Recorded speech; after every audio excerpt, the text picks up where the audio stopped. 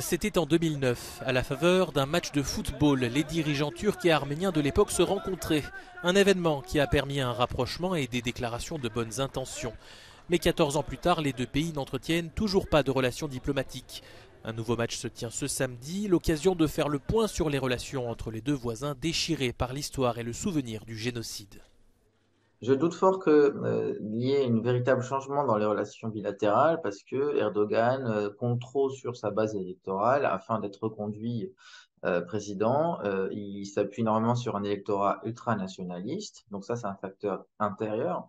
Et vous avez le facteur géopolitique et l'alliance avec l'Azerbaïdjan. L'Azerbaïdjan, un acteur central dans ce dossier qui souhaite que l'Arménie reconnaisse sa souveraineté sur le territoire du Haut-Karabakh peuplé d'Arméniens.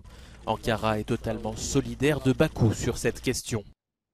Les relations diplomatiques entre la République de Turquie et la République d'Arménie ont été unilatéralement suspendues par la Turquie après la première guerre de Haut-Karabakh. Quand l'Arménie est devenue indépendante, après la chute du mur de Berlin et l'implosion de l'Union soviétique. Depuis 1993, donc, la Turquie maintient sa frontière fermée avec l'Arménie, pays déjà enclavé, pour soutenir Bakou.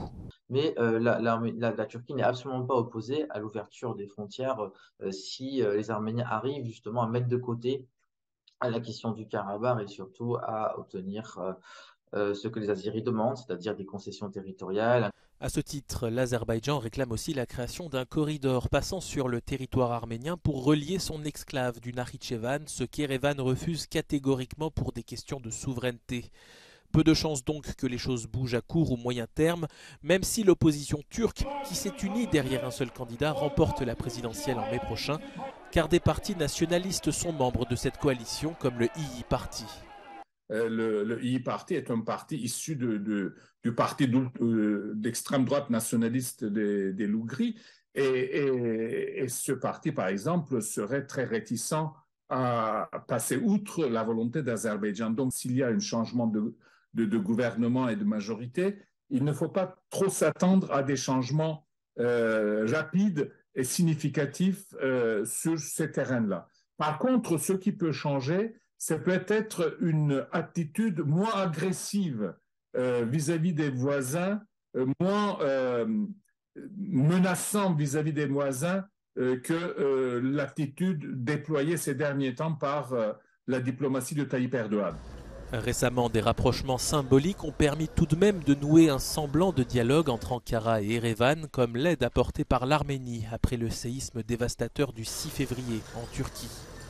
C'est-à-dire que l'opinion publique turque ne s'attendait pas à une telle démonstration de solidarité de la part de ce voisin complètement fantasmé qu'est l'Arménie. En Turquie, il y a tout un narratif, si vous voulez, extrêmement hostile aux Arméniens qui sont perçus encore comme des ennemis intérieurs, comme des traîtres ou comme des ennemis extérieurs qui visent à ternir l'image de la Turquie puisqu'ils ne reconnaissent pas ce génocide. Donc le fait de voir des équipes de sauveteurs arméniens, ça a eu un impact indéniablement positif à la fois au niveau du leadership turc, mais aussi des opinions publiques. En témoigne la couverture médiatique qui a été faite à cet effet. Malgré le négationnisme de l'État turc sur le génocide et le soutien politique et militaire d'Ankara à l'Azerbaïdjan qui a conduit à la déroute arménienne dans le Haut-Karabakh en 2020, l'actuel gouvernement à Erevan se dit prêt à nouer des relations avec la Turquie pour sortir de son isolement géographique et de son ultra-dépendance à la Russie. Mais le verrou azerbaïdjanais semble pour l'heure empêcher tout développement des relations arméno-turques.